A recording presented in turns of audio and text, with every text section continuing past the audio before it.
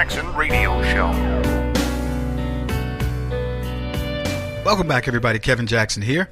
KJRadio.com, where you can find out more about us if you want to get on the internet. And you can get the show. A lot of people go, Kevin, can I get the show in this market or that market? You can get the show at KJRadio.com, live streamed on demand anytime you want. And if you want it live, just get on at the time that we broadcast, and it's yours. So be sure to do that. The new cars allow you to just register, hey, I want Kevin Jackson Radio Show, whatever. You find it, click the button, hit the live stream, boom, you're up and running. We love that. So there was a story, it came out recently, and this has to do with religion and, the Muslims and all this, and they have all these different rules based on what's going on. Are they in a time of war, like they have anal jihad, where guys can satisfy one another if there's nobody else around, and they won't be considered gay. Okay, whatever you say. But I would never practice that. Let me just put it that way. And then they have rules that say if you're going against the infidel, then you can lie to them and you can say whatever you want, because it's okay in our religion to lie for the sake of the religion. See, in our religion, in Christianity, and I can't speak for Judaism, but I believe it's probably the same. A lie is a lie. Doesn't matter whether you're telling a lie so that you can move on. Like, in other words, yeah, I love your religion, in order to keep my head up about myself, so to speak. And I want to cover that subject in another time, because there was a debate that I had with a friend of mine about, would you renounce God in order to save yourself if, Muslims had you and were going to cut off your head? That was one thing. Then he said, well, what about if it involved your children? One of my sons. What would you say to them? Should they renounce religion? Interesting topic. I'll give you my take on it another time. But all I'm getting at is this. In Islam, they claim we do not drink in Islam, Kevin. We do not lose our senses about ourselves. And you say, okay, good. They say, we do not practice pornography. We do not fool around on our wives. We are very pious people. We pray multiple times a day, blah, blah, blah. And you go, well, congratulations. All sounds very good. And Sharia law is very, it's by the rules. So are ours, by the way. But they claim that it's really good and it keeps peace and harmony within the Muslim community. So much peace and harmony that 68.5 million people around the world are in refugee status, mostly from Muslim countries. But it is a good religion. We practice peace and harmony. We are the religion of peace. We love our people, blah, blah, blah. We love all people. We want everyone to be happy. Well, I don't feel that way. Just me personally, but whatever. Okay. So when they found Osama Bin Laden, and they're still going through his stuff, and I heard a CIA officer say, we're about at the end of the usefulness of, these people that we've captured their stuff, and we really need to be gathering more intelligence from people as opposed to killing them. And that's what the doctrine of Barack Obama was to kill him. And I don't think Trump's has changed, but Trump is going to take a whole different tact to the war, because he's going to say, look, we're not expending any resources to your criminals, to your terrorists. You will. It's your responsibility. If they continue disrupting America, then we're not going to do business with you. And that'll be that. So I like his approach better, but in the meantime, go kill a bunch of them while you got troops over there. And, let's get the framework in place for some of this stuff. But I digress. The point of it is, Islam says you have all these rules we follow. And so Osama bin Laden is supposed to be a very pious person. And I don't know how pious he is, because they found a stash of porn in his cave. Not in his cave, in his house in Pakistan. They said extensive. Now, he would bring people, women, I'm guessing, maybe little boys, you never know, in for, sexual favors or what have you, while he was at this stash house. That was one of the ways he got caught. But the reason why I'm bringing this up is it was an extensive amount of pornography. It wasn't books on, understanding the world's religions. It wasn't books on, travel. It wasn't things about nature. He wasn't enriching his mind in any way, except he had this, I don't know how big it is, but the way that the the CIA described it, this huge collection of porn.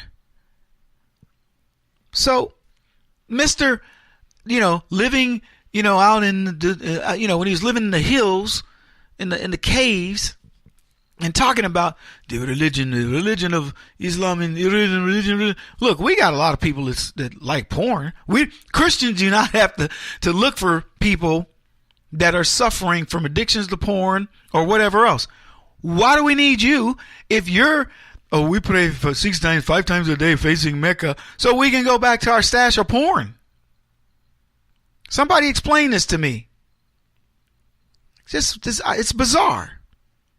They want to pretend that their religion is so much better. Look, I've already talked to you about honor killings and, vaginal mutilation and stoning of women and beating of women, the raping of women and children. Fine. If that isn't enough, okay. I'm not going to try to convince you otherwise. But I'm just telling you, don't come at me with your religion as being something special when the guy who's supposed to be one of your most it would be like us finding out that Catholics finding out that the Pope's got a stash of porn. That's the way I view this. When you would see Osama Bin Laden, he is so, he's got such a conviction for his religion that teaches us right from wrong, that, he wants to kill people to say, look, you will be much happier if you give up all your porn and your coffee and your donuts and your, drinking and your smoking and all this. And these guys, Muhammad, what was it, Fatah or something like that? Before they went and jumped into the planes to go down in the World Trade Center, you know where they were? You guys know where they were? You do? Okay. Where? Strip club, right? Strip club. So the last thing they wanted to do wasn't to talk, phone their family and say, hey, we want to tell you, we love you. Allahu Akbar. Oh, no, that's what they say when they kill people. Assalamu alaikum, we love you. We will see you in heaven with our virgins and blah, blah, blah. And be good, but be sure to study your Quran. And let me talk to the children. Children, talk to the Quran, speak to the Quran, go to the mosque, be good with your mothers, blah, blah, blah. No, they go to freaking strip clubs. Yeah. The pious, very religion of peace people, before we're going to go ram our planes, hijack planes and ram them into the World Trade Center, let's go see if we can hang out with some strippers. And I don't know for a fact, but they probably had prostitutes and all that. I'll tell you a quick story. A friend of mine worked at the Beverly Hills Hotel.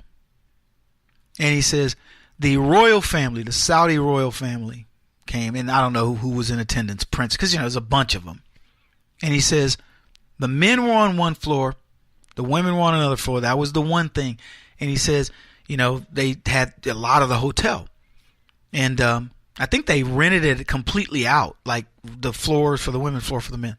I don't know how many were traveling, but my buddy's name is Terry, and he managed that hotel, was a night manager or whatever. He says they check in, and it's a big deal.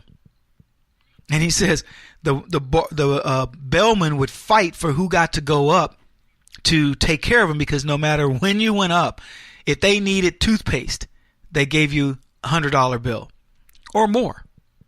Could you please bring up an extra towels? Thank you very much. You bring towels, $100, $200.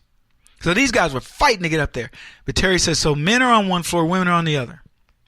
He said, I've never seen so many call girls at our hotel at any given time. He said, because the men were on their own floor, the concierge would bring these girls up, disperse them to the rooms, and bada bing, bada boom. And as Elaine said in Seinfeld, yada, yada, yada, whatever. So, these guys, and by the way, why is on the floor beneath them? So it isn't one of these things where, we were having special circumstances. It was anal jihad. It was wartime, whatever. No, there was nothing going on to disrupt you from going downstairs and having a conjugal visit or asking your wife to come. I don't know how all that works out in their so-called religion, but there was nothing preventing them. And Terry said it was like that the entire time. And it was mum's the word, and the staff is getting, he goes, people love working on the night that the Saudis come because the concierge probably makes as much money in that night as he makes all month. That's how bad it is. So, look, I don't care one way or the other how people look at this. I'm just saying, to thyself be true and stop lying about what you are. Your number one dude at a porn stash that rivaled Hugh Hefner's. We'll be back. Kevin Jackson on the Black Sphere Radio Network. Do you owe back taxes to the IRS or state? The secret to avoiding the IRS nightmare is to seek professional representation. My friends at Security Tax Associates provide the most cost-effective and ethical representation in the industry while helping to avoid seizures, levies, and wage garnishments.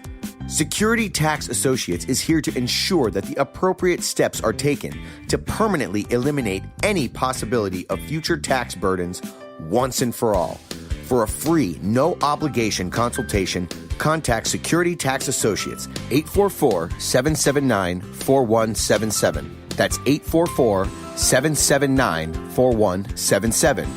844-779-4177, or visit them at securitytaxassociates.com.